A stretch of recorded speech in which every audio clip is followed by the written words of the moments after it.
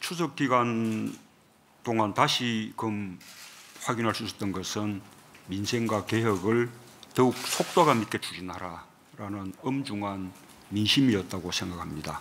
적폐청산과 개혁은 사정이 아니라 권력기관, 경제사회 등 전 분야에 걸쳐 누적되어 온 잘못된 제도와 관행을 혁신하여 나라다운 나라 또 정의로운 대한민국을 만드는 일입니다.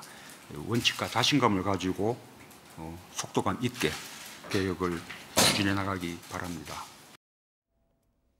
자, 지금 들으셨습니다만 그 추석 연휴 동안에 그 정치인들도 다 고향을 다녀와서 민심을 다 청취를 했습니다. 오늘 처음으로 추석 보좌관 회의가 열렸기 때문에 대통령의 메시지가 과연 뭐가 나올 것이냐 이게 굉장히 중요했는데 보니까 적폐청산이에요. 적폐청산 해야 된다. 그리고 속도감 있는 개혁을 가자. 뭐 이렇게 얘기를 하고 있습니다. 그러니까 앞으로 이제 뭐 여러 가지 이슈가 있지만 뭐 경제 문제라든가 혹은 또 뭐 저 북핵 이슈 뭐 여러 가지 있는데 이 적폐청산과 개혁 이것들은 계속 밀고 가겠다 이런 사인인가요? 그렇죠. 그러니까 사실은 이 추석 연휴 전에 정치권의 가장 큰 공방이 적폐청산이냐 정치보복이냐였잖아요. 그렇죠. 둘 다 사실은 어떻게 보면 종이 한 장 차이인데 적폐청산이라는 이 화두를 계속 드라이브를 걸겠다는 의지를 분명히 밝힌 거고요. 그 이유는 이제 저 이야기 나왔습니다만 적폐청산은 정치보복이 아니라 정의를 실현하는 것이라는 이야기를 하고 있는 거고요. 이런 면에서 이제 아마 추석 민심의 동향을 파악하면서 적폐청산에 대한 국민적 지지가 아마 높다는 것을 확인했을 거라고 생각합니다. 그런 맥락에서 지지가 높다. 네, 왜냐하면 너무나 많은 적폐들이 여기저기 들어서 금방 우리가 이 전에서 아이템에서 이야기했던 것처럼 국내에 저런 말도 안 되는 해킹에 대한 대처 같은 걸 보면 많은 국민들께서 이 좀 바꿀 건 바꾸자. 좀 변화시킬 건 변화시키자 하는 의욕이 있을 거라고 생각이 들어요. 아마 거기에 아마 민심의 바탕을 둔 것 같고요.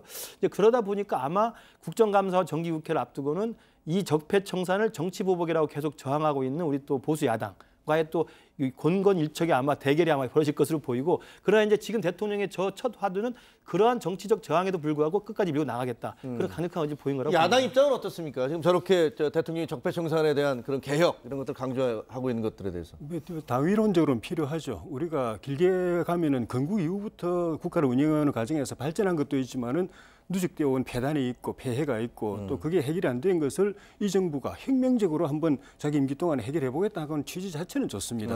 그런데 지금 진행되어 가고 있는 과정을 보면은 그렇지 않은 게 문제가 있는 것이거든요.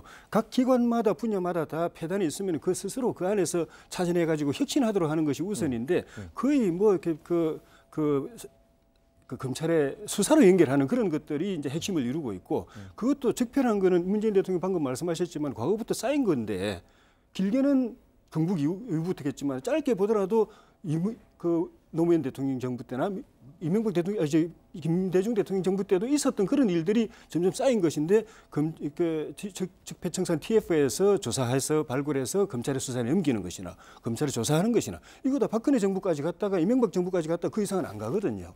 그러니까 이거는 오랫동안 쌓인 적폐를 청산한다는 명분으로 이전에 9년 동안 있었던 보수 정치 세력을 핍박하는 거다. 정치 보복하는 거다. 특히 이명박 대통령에 대해서는 그런 의혹을 살 만한 일이 많기 때문에 정말 그런 역사적 소명의식을 가지고 한다면은 진짜 선입견 없이 그리고 과거에 있었던 모든 폐단에 대해서 그 정치적 이념적 그런 관계를 떠나가지고 공정하게 정의롭게 할 때만이 국민들의 지지를 받을 수 있다고 생각합니다. 알겠습니다. 야당 입장에서는 뭐 왜 우리 정부 때만 뭐 그런 거냐? 그 이전에도 있지 않았느냐? 그건 왜 얘기 안 하냐? 뭐 이런 입장이신 것 같은데 알겠습니다.